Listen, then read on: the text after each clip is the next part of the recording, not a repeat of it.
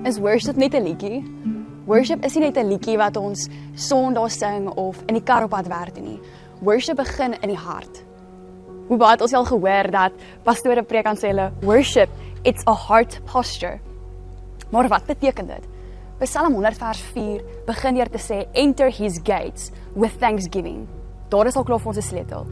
Dat om die teenwoordigheid van die Here in te gaan, begin deur danksegging. Wanneer laas het jy met 'n hart van dankbaarheid na die Here toe gekom in plaas van 'n hart wat dalk vol vrees is of bekommerd is? Wanneer ons danksegging toepas, maak dit ons harte oop vir vrede en vreugde wat alle verstand te bowe gaan. So wat gebeur wanneer ons danksegging toepas?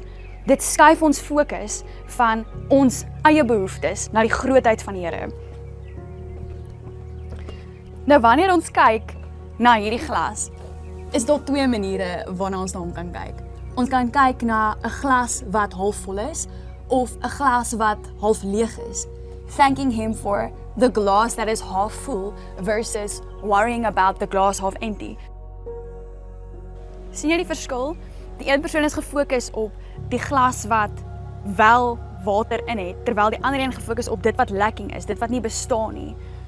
Moenie fokus op dit wat jy nie het nie. Fokus op die hier en nou, dit wat jy reeds ontvang het. Matteus 6 vers 34 sê, don't worry about the things of tomorrow, for tomorrow has its own worries. So fokus op vandag.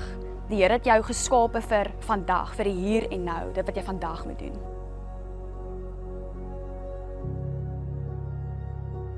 Psalm 100 vers 4 het begin deur te sê, enter his gates with thanksgiving and his courts with praise. Sien jy dat ons nie sy courts kan ingaan sonder om eers dankbaarheid toe te pas nie. Dankbaarheid moet gekoppel word aan 'n hart wat sy teenwoordigheid wil ingaan met lofgesange.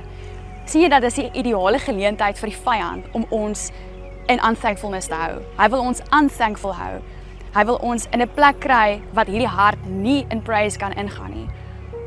En hy wil ons fokus skuif heeltyd van 'n dankbare hart na 'n ondankbare hart.